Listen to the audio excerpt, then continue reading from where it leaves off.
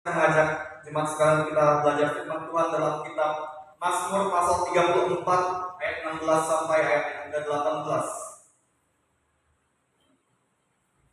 Tiga ayat saya pilih untuk kita pelajari bersama-sama dari kitab Mazmur pasal 34 ayat 16 sampai ayat yang ke-18.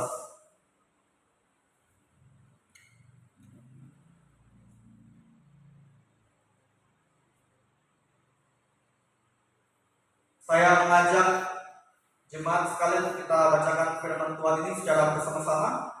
Mazmur pasal 34 ayat 16 sampai ayat yang ke-18. Kalau jemaat Tuhan sudah menemukan, silakan katakan amin. Judul dari firman Tuhan ini, dalam perlindungan Tuhan. Ayat 16 sampai ayat 18 kita bacakan bersama-sama. 1, 2, 3. Mata Tuhan tertuju kepada orang-orang benar, dan telinganya kepada teriak mereka minta tolong.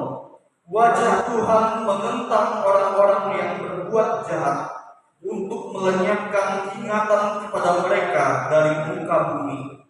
Apabila orang-orang benar itu berseru-seru, maka Tuhan mendengar dan melepaskan mereka dari segala kesesakannya. Ya, terima kasih Bapak Ibu jemaat Tuhan kerjasamanya. Dikatakan berbagai firman Tuhan adalah setiap kita yang mau mendengar firman Tuhan dan mau melakukan firman Tuhan itu dalam kehidupan kita hari lepas hari. Dari firman Tuhan ini saya tema untuk kita renungkan bersama-sama, yaitu pribadi yang diberkati Tuhan. Ya Bapak Ibu Saudara, pasti setiap kita ingin menjadi pribadi yang diberkati Tuhan.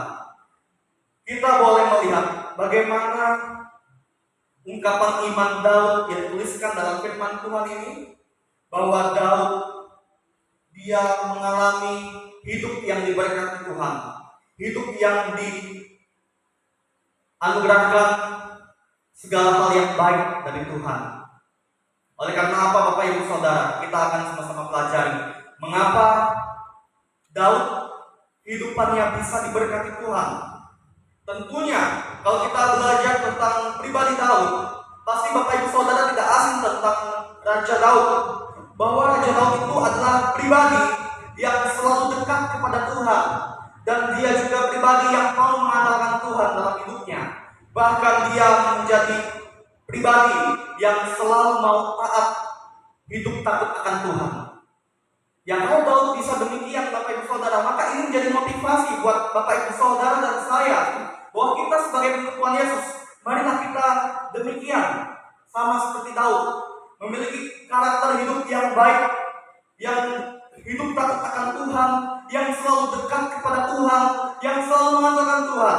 Dan saya mau bagikan kepada Bapak Ibu Saudara secara khusus dalam ayat yang ke-16 sampai ayat 18, ya, yang akan menjadi pembelajaran buat kita pada kesempatan ini, untuk kita menjadi pribadi yang diberkati Tuhan. Pasti setiap kita mau diberkati Tuhan. Ya, bagaimana caranya? Saya mau bagikan poin yang pertama untuk Bapak Ibu Saudara, yaitu menjadi orang yang benar di mata Tuhan. Itu saya simpulkan dari ayat 16a. Bapak Ibu Saudara, kita perlu memahami bahwa standar hidup kita sebagai anak Tuhan adalah kita perlu menjadi orang yang benar di mata Tuhan. Bagaimana menjadi orang yang benar di mata Tuhan? Adalah dengan cara kita senantiasa berpikir, bertindak, berbuat sesuai firman Tuhan, sesuai nasihat firman Tuhan dalam kehidupan kita. Makanya Bapak Ibu Saudara, kami sebagai hamba Tuhan tidak bosan-bosannya mengingatkan Bapak Ibu jemaat Tuhan bahwa kita perlu bersama-sama untuk selalu tekun belajar firman Tuhan, dan selalu mau membuka hati kita untuk menerima teguran dan nasihat firman Tuhan, supaya kita menemukan cara-cara hidup yang berkenan di hadapan Tuhan, yang harus kita usahakan dalam hidup kita, yang harus kita lakukan, yang harus kita upayakan, agar kita dapat menjadi orang yang benar di mata Tuhan, Bapak Ibu Saudara.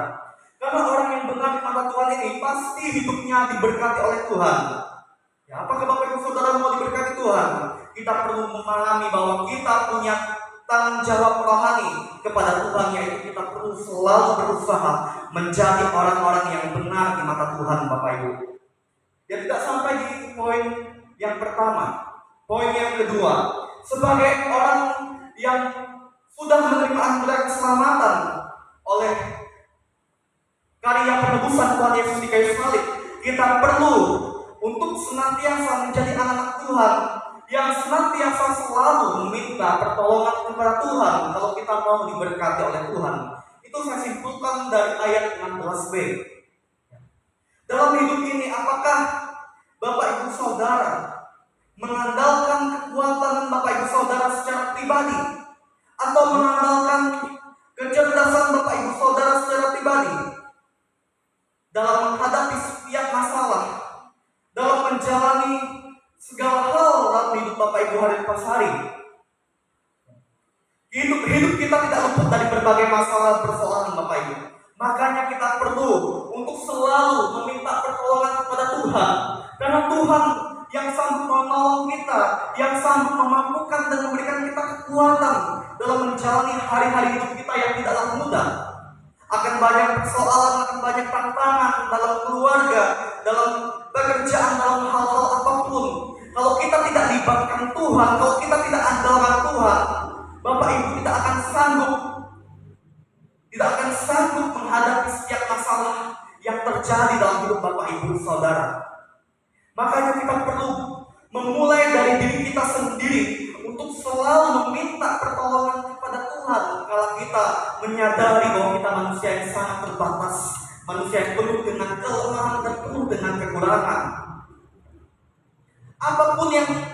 Apapun masalah yang Bapak Ibu Saudara alami sekarang ini, firman Tuhan ingatkan kita lewat kesempatan ini, mari kita selalu meminta pertolongan kepada Tuhan.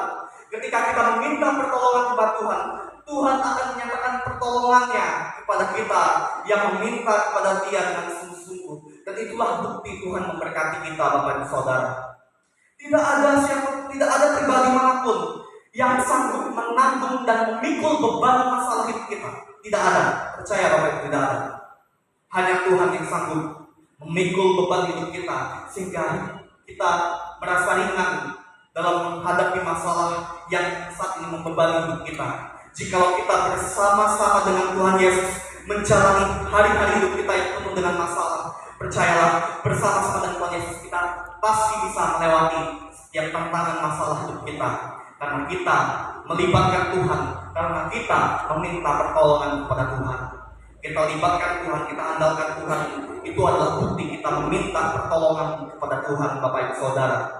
Tidak sampai di ayat 16b, poin yang terakhir saya kembalikan kepada Bapak Ibu, yang perlu kita selalu ingat dalam hidup kita yang tidak kalah penting, yaitu tidak menjadi orang yang berbuat jahat. Itu saya simpulkan dari ayat 17. Tuhan Yesus yang kita sembah adalah Tuhan yang Maha Adil, Bapak Ibu. Tuhan Yesus, Tuhan yang tidak tertidur dan tidak terlelap. Oleh karena itu, tidak ada yang tersembunyi di hadapan Tuhan dalam hidup kita.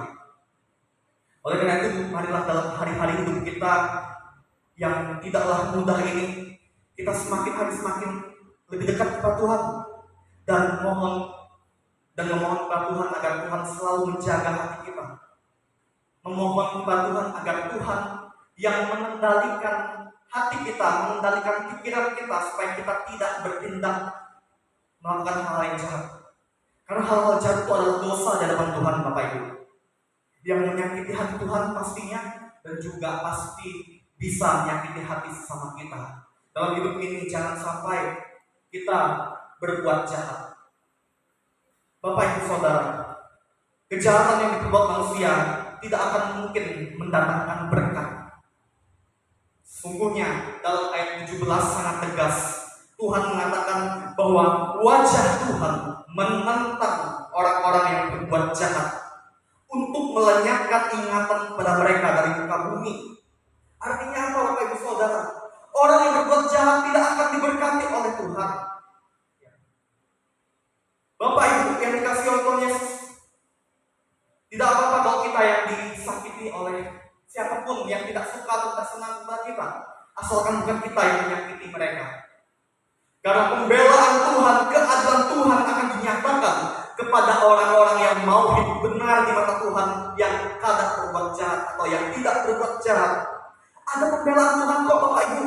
Ketika kita mau tetap memilih menjadi orang-orang yang hidup benar di mata Tuhan, sekalipun kita yang disakiti oleh orang-orang yang jahat kepada kita, orang jahat kepada kita, Terkadang oleh karena mungkin dia iri hati kepada kita, atau dia tidak senang kalau kita sukses, atau dia tidak senang kalau hidup kita bahagia, sehingga dia berbuat jahat pada kita. Kalau dia berbuat jahat pada kita tidak usah berbuat jahat pada dia. Ingat, Tuhan kita itu Tuhan yang maha adil. Tuhan yang kita sembah itu Tuhan Yesus, Tuhan yang tidak tidur, Bapak Ibu. Biarkan pembalasan Tuhan yang membalas tindakan orang-orang yang jahat pada kita, asalkan kita tidak berbuat jahat. Janganlah kita menjadi orang-orang yang berbuat jahat, Bapak Ibu. Orang yang berbuat jahat tidak akan mungkin hidupnya berkat oleh Tuhan. Tuhan yang berhak menghukum, Tuhan yang berhak menghakimi orang-orang yang berbuat jahat. Marilah kita senantiasa dalam hidup ini tetap memilih untuk hidup menjadi orang yang benar di mata Tuhan, agar hidup kita berkenan kepada Tuhan dan menyenangkan hati Tuhan. Niscaya pastilah hidup kita diberkati oleh Tuhan. Maukah Bapak Ibu Saudara menjadi pribadi yang diberkati Tuhan? Jadilah pribadi yang senantiasa menjadi orang yang benar di mata Tuhan, Bapak Ibu Saudara. Dan kalau kita menyadari kita manusia yang terbatas, mari kita senantiasa mengandalkan Tuhan dengan selalu meminta pertolongan kepada Tuhan, sehingga Tuhan memberikan pertolongan yang memberkati hidup kita. Dan yang ketiga, janganlah kita menjadi orang yang berbuat jahat. Inilah firman Tuhan yang dapat saya bagikan kepada Bapak Ibu Saudara sekalian. Tuhan Yesus memberkati. Kita bersyukur untuk firman Tuhan ini, kita berdoa.